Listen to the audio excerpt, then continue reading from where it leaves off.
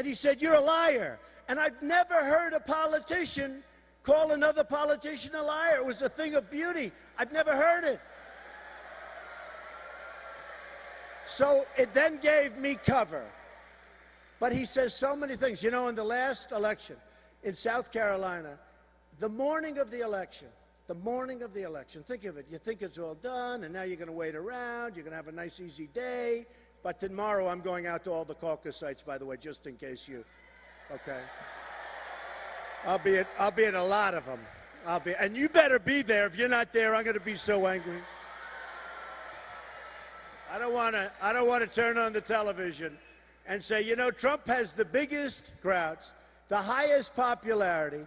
Everybody loves the job he's going to do, but his people were too damn lazy to go out and caucus, all right? Don't do it. Don't do it. Don't make me have a miserable evening.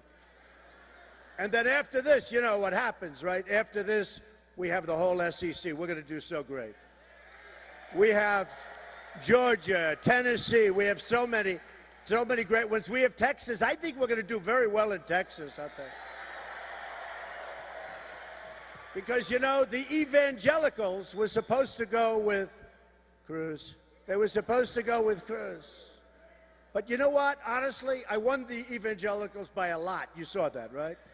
Actually, I won everything. I won short people, tall people. True. I won fat people, skinny people. I won highly educated, okay educated, and practically not educated at all. I love them all.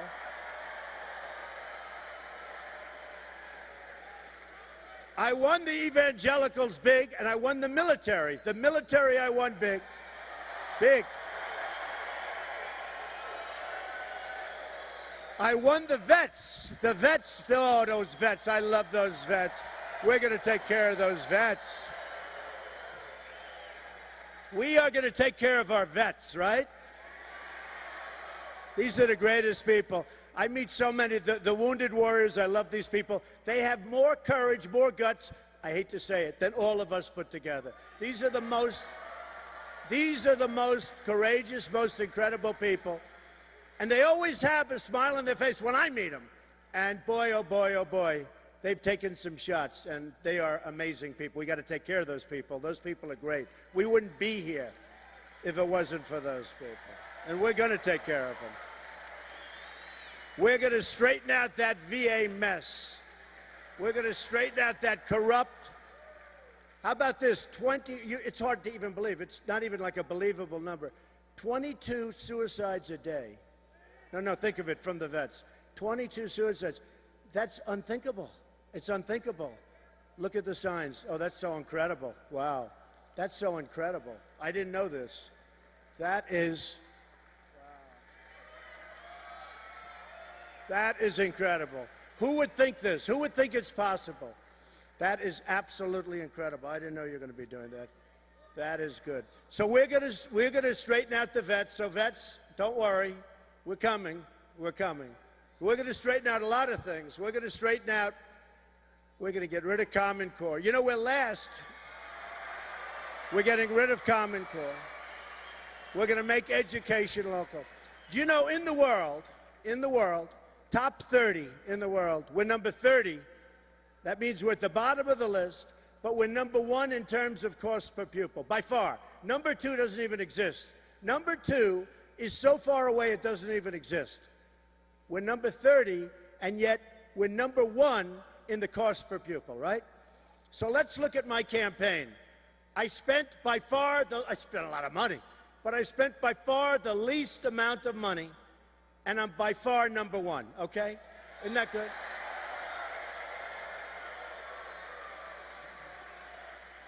Somebody else, I won't mention, but they were nasty to me. They took $25 million in negative ads. Can you believe it? $25 million, one guy.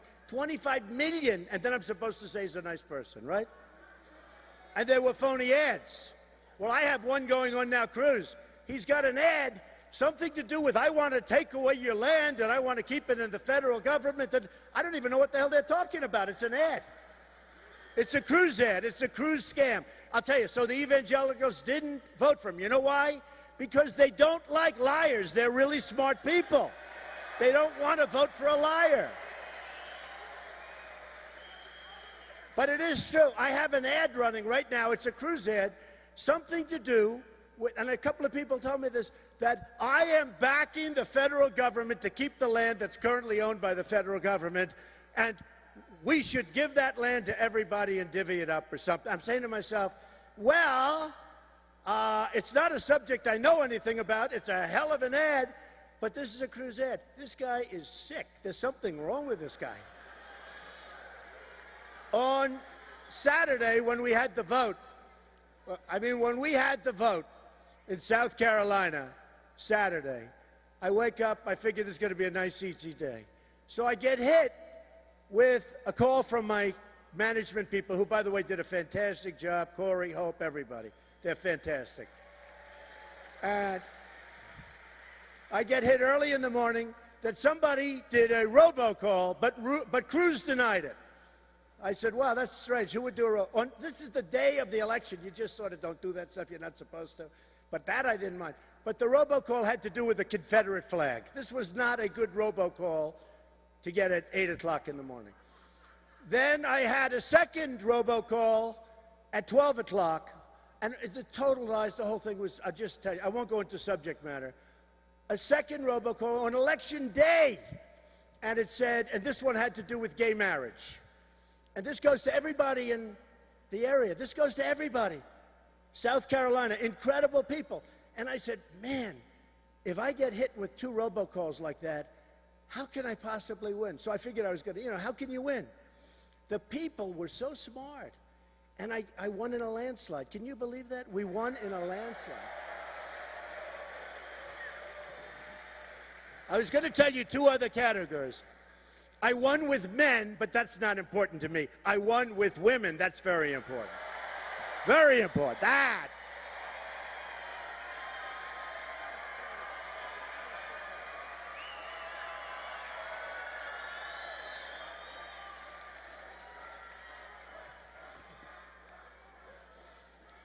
So we're doing really well. So we're sending a letter. We're sending a letter to Carrier. And in that letter, we're going to say that if I should win, we're going to come after you for a lot of money every time you send an air conditioner. We're sending a letter to Ford. I've been talking about Ford now for 2 years, right? Ford is building a $2.5 billion plant. I wish them a lot of luck. They're taking a lot of stuff out of Michigan and other places. Now, what's good, tell me, from our standpoint? We have these really stupid trade deals. Every deal we make is stupid. Whether it's Sergeant Bergdahl, where it's 5 for 1, and 5 or 6 people got killed looking for him. So we get a traitor, and they get 5 killers that they've coveted for years, for 9 years. We get 1, they get 5. Ours is no good. We could have it. Let's send them back, drop them right in the middle of the damn thing. Boom, fly over. Fly over. Fly over, drop them. Maybe you give them a parachute, maybe you don't. I don't know. Depends if we have an extra parachute. Probably we'd give him a parachute if we have an extra one around. But it wouldn't help him. He went out into that world. He didn't find it too comfortable, folks, They slapped him around pretty good. He thought he was going to go out. He'd be treated wonderfully. I think they slapped him around pretty good. He came back. He couldn't get back fast enough. 5, maybe 6, probably 6 people were killed looking for him. And we had a general and a colonel that went to see his platoon and went to see his group, and they all said he deserted. And we knew he deserted when we made the deal. Now, why would you make a deal for a deserter and give up 5 people who they most want, that are out trying to kill everybody, including us? Why would we give up? Why would we give up 5 killers? Why? For 1 dirty, rotten traitor. Because we have incompetent leadership. We have incompetent leadership.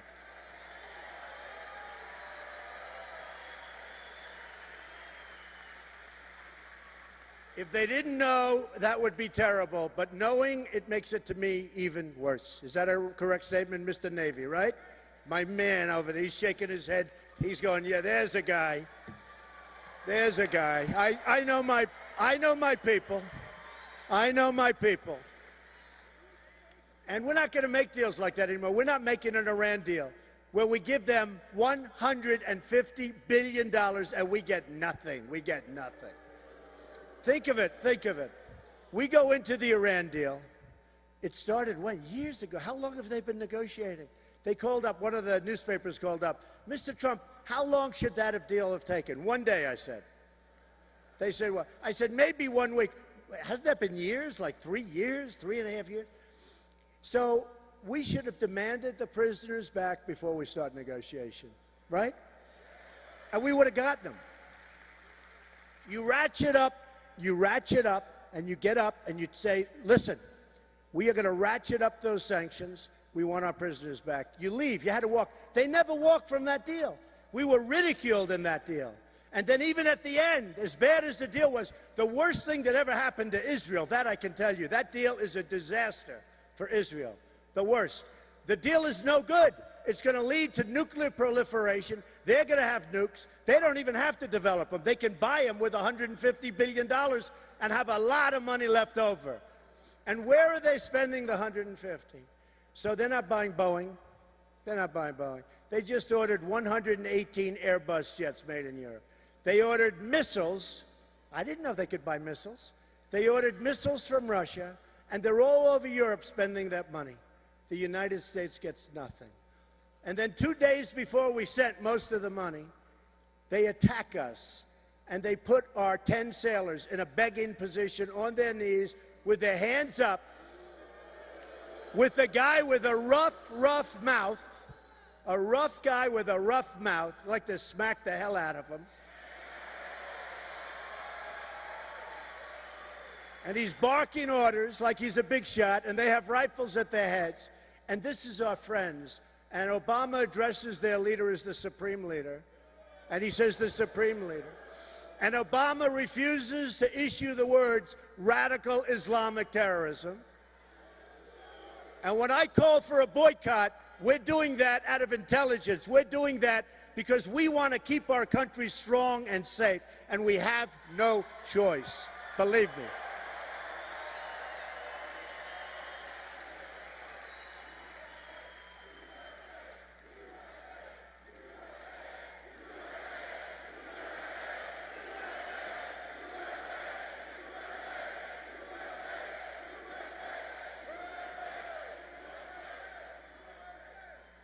So we have some amazing things going on in this country, but we're going to make it so strong.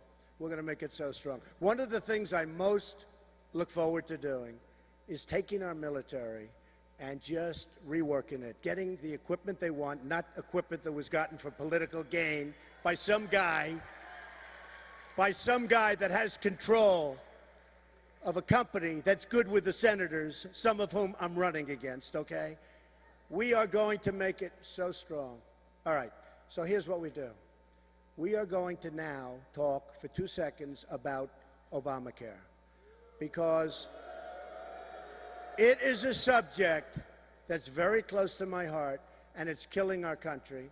It's going to fail of its own weight by 17. It's going to fail of its own weight. It's going down, folks. It's going down. It's going to fail like you've never seen. But the Republicans, unless I'm there, will come and bail it out, because they always bail it out. They bailed it out with this horrible budget from 4 weeks ago. Obamacare is going to be repealed and replaced. Obamacare.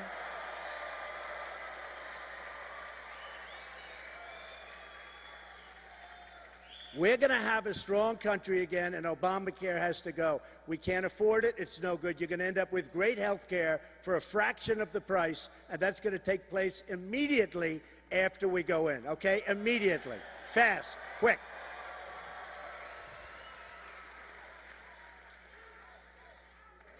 What?